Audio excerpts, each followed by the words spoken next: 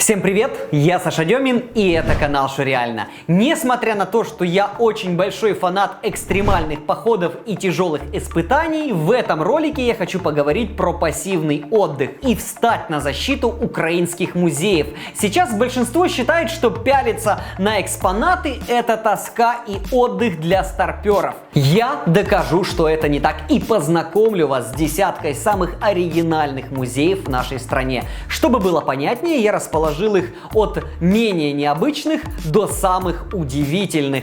Естественно, по моему субъективному мнению. Ну и для начала порадуйте меня, поставьте лайк этому видео и подпишитесь на этот канал.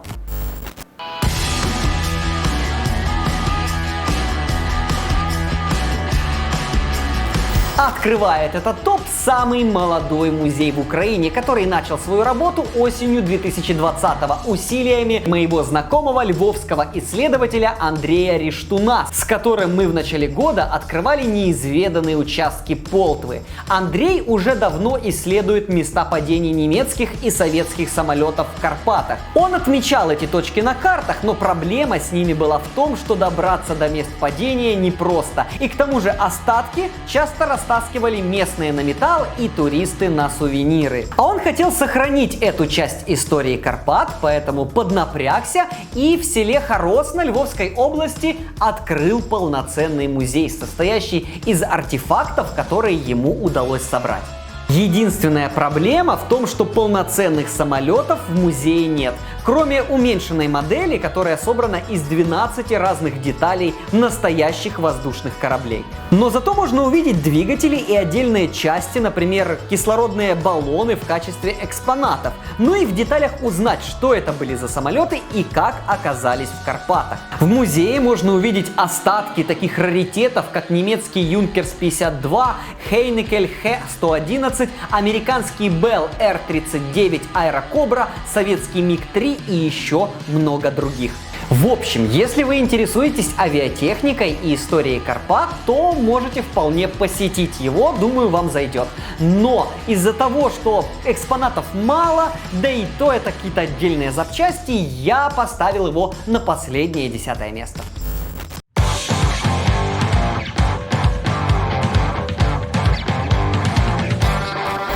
Ну, вообще его так прозвали в народе, официально он называется Музей вторсырья, ну или Музей ненужных вещей. Часть экспонатов в нем буквально была собрана на свалках Киева. Как ни странно, люди часто выкидывают уникальные, иногда даже антикварные вещи, которые нужно только немного почистить и можно отправлять на полку музея. Со временем экспонаты стали приносить местные. Но вот бывает, что дома стоит у вас какой-то старый хлам, его и выбросить жалко, ибо вроде как старина, а с другой стороны он только место зря занимает. Находится музей на территории завода со страшным названием Киевгор вторсырье. Коллекция начала формироваться еще с 1943 года, но официально музей работает с 2007.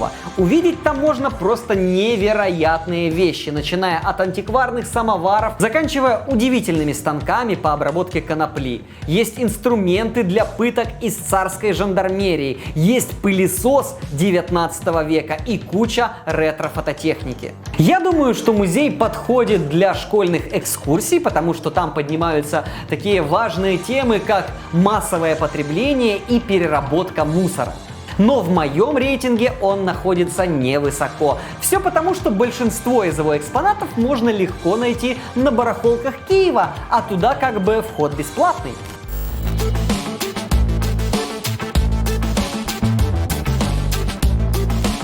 Любите True Crime? Читаете криминальные новости? Тогда я нашел для вас музей в Одессе, который вы определенно зацените. Посвящен он людям, пытающимся провести в обход таможни разные запрещенные вещи и, собственно, их преступной смекалке. Сначала я думал, что это музей при Одесской таможне, но оказалось, что его основал человек, который не имеет никакого отношения к контрабанде. Ну, по крайней мере, он так говорит. Ему удалось собрать неплохую коллекцию конфиската. Также есть экспонаты, которые показывают, как преступники пытаются провести через границу наркотики, деньги и оружие. Но главная коллекция музея контрабанды – это истории, собранные его основателем. Так что обязательно закажите экскурсию. Тут вам расскажут о самых удивительных попытках провести запрещенку через границу, и, возможно, вы много чему научитесь. Но прошу вас, не пытайтесь это повторить. Дело в том, что правоохранители уже знают об этих способах контрабанды. Именно поэтому эти истории и попали в музей.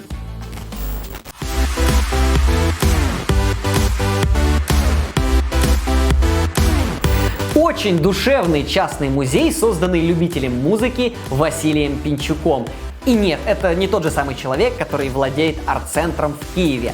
Находится музей в Одессе, и, естественно, он наполнен колоритом этого города. В коллекции Василия сотни уникальных раритетных приборов для записи и воспроизведения звука. Граммофоны, патефоны, музыкальные шкатулки, радиолы, транзисторы, микрофоны, ну и, конечно же, просто гигантская коллекция пластинок, музыкальных афиш и плакатов.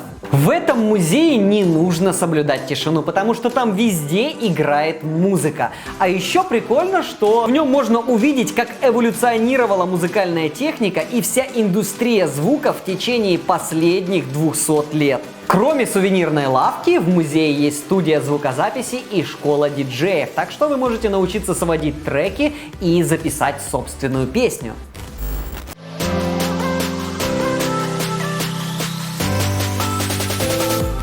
Тема секса до сих пор в нашей стране достаточно табуирована, и многие говорят о ней шепотом. Поэтому очень круто, что в Харькове открыт единственный во всей Восточной Европе музей, посвященный интимным отношениям людей, где можно узнать о том, как они проводили время в постели в разные периоды человеческой истории. Он уже работает больше 20 лет на базе кафедры сексологии Харьковской медицинской академии и состоит из 12 залов. Каждый из них посвящен сексуальной культуре отдельной страны. Греция, Рим, Индия, Япония, Китай, страны Европы, Америки и Африки. Есть зал, посвященный сексуальным отклонениям типа садомаза и, конечно же, современной культуре секса. Музей можно посетить, если вам больше 18. Хотя в некоторые залы могут попасть подростки, там читают лекции о половом воспитании. Ну и, конечно, это тот самый музей, где нужен экскурсовод, так что не постесняйтесь воспользоваться его услугами.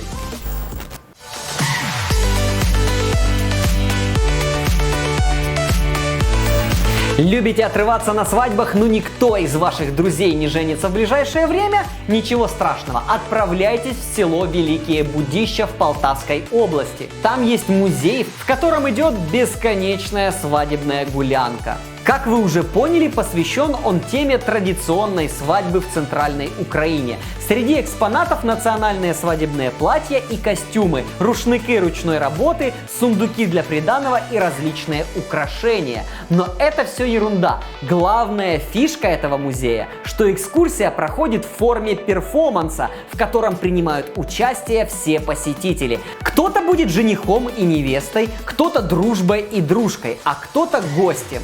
Ну а работники музея в национальных костюмах проводят настоящие обряды, поют ритуальные свадебные песни и рассказывают, как раньше в Украине проводился самый главный праздник в жизни влюбленных. Кстати, Великие Будища находятся в Диканьском районе, так что если будете в этих местах, можете заехать еще в село Опошню, там находится музей гончарства. Ну и в самой Диканьке есть неплохой краеведческий музей. А если будете в период Сорочинской ярмарки, то считайте, сорвали джекпот.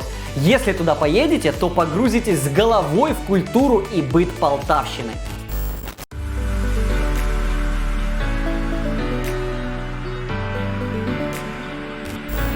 Да, есть музей туалета. Ну а что? Мы ведь там проводим добрую часть своей жизни. Кстати, в Европе он единственный в своем роде. И это круто, потому что наши люди не побоялись в открытую затронуть эту тему. Тут вам расскажут про историю туалета с древних времен до современности. Вы узнаете, как эволюционировали унитазы. Кстати, тут их просто огромная коллекция. Всякие биде, писсуары и тому подобное. Плюс еще множество статуэток и всяких вещей на эту тематику. Экскурсии тут проводят на 5 языках и говорят, что они очень популярны среди иностранцев. Музей находится в одной из башен Киевской крепости, так что если поедете на выставку, посмотрите и другие экспозиции. Там прям много чего интересного, например, можно узнать, как выглядела тюрьма 19 века.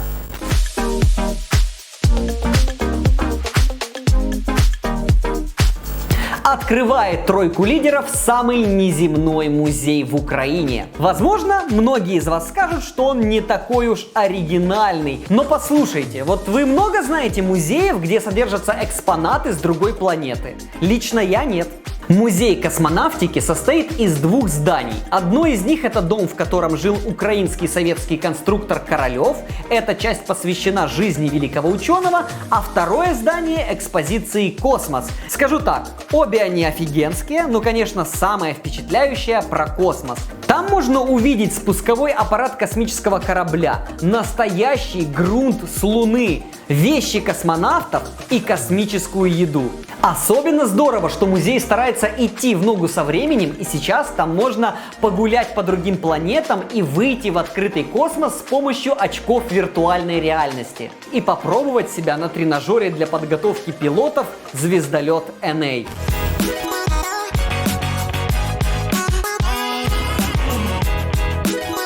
Музей декоративных яиц-писанок уже давно считается лучшим в нашей стране и постоянно входит в рейтинг 7 чудес Украины. Находится он в Коломые, кстати, потрясающий город в Ивано-Франковской области, очень рекомендую для посещения. Впервые коллекцию писанок собрали там еще в 1987 году. Тогда она находилась в церкви Благовещения, но в 2000-м экспозиция получила отдельный дом, сделанный в виде огромного расписанного яйца. И это самое креативное здание музея, которое я видел в своей жизни. Сейчас там больше 10 тысяч писанок. Декоративные яйца приехали в этот музей со всех уголков Украины и мира. Есть отдельные экземпляры из Румынии, Польши, Белоруссии, Франции, Канады, США, Пакистана, Шри-Ланки, Египта и Алжира. Выставка очень современная, все выглядит стильно и без шароварщины, так что это определенно must-see для людей, которые интересуются культурой Украины.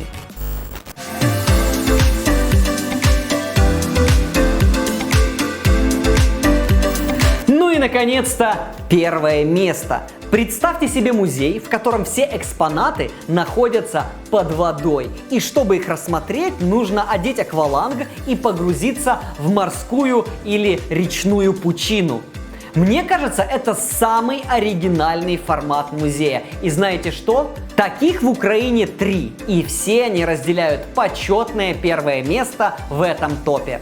Начну с Малинского подводного музея, который находится в Житомирской области. Там совсем немного экспонатов: якорь, трансформаторная будка, несколько макетов подводных мин, пушка, деревянная лодка, мотоцикл и еще пару оригинальных скульптур. Находятся они на глубине 15 метров, так что по сути могут подойти даже для неподготовленных дайверов. Идем дальше. Днепровский подводный музей находится рядом с поселком Новониколаевка, опять-таки в затопленном карьере. Там на дне, на глубине от 10 до 47 метров, находится целый аквапарк.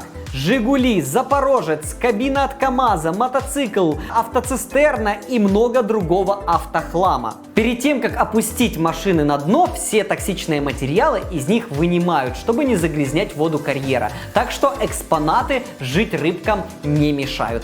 Ну и переходим к первому месту первого места. Это Одесский подводный пляж на Ланжероне. Вода в Черном море намного прозрачнее, чем в карьерах, а глубина в 6 метров позволит любому человеку полюбоваться экспонатами даже без подготовки. В экспозиции этого музея бюсты вождей, что мне кажется крайне символичным, статуи дев, амфоры, большая собака-охранник и даже рабочее место с олдскульным монитором и клавиатурой. Есть еще исторические артефакты, пушечные ядра со времен Крымской войны, якоря, противодесантные ежи. И все это в окружении живописных подводных пейзажей Черного моря. Экскурсия длится больше часа, плюс инструктаж для новичков, так что время вы проведете незабываемо. Кстати, вы можете оспорить распределение мест в этом рейтинге музеев в комментариях под этим роликом. Также напишите, в каких музеях были вы, что вам понравилось, а что нет. Ну и, конечно же, подпишитесь на этот канал, поставьте лайк этому видео, поделитесь им со своими друзьями, а мы встретимся через неделю. Пока!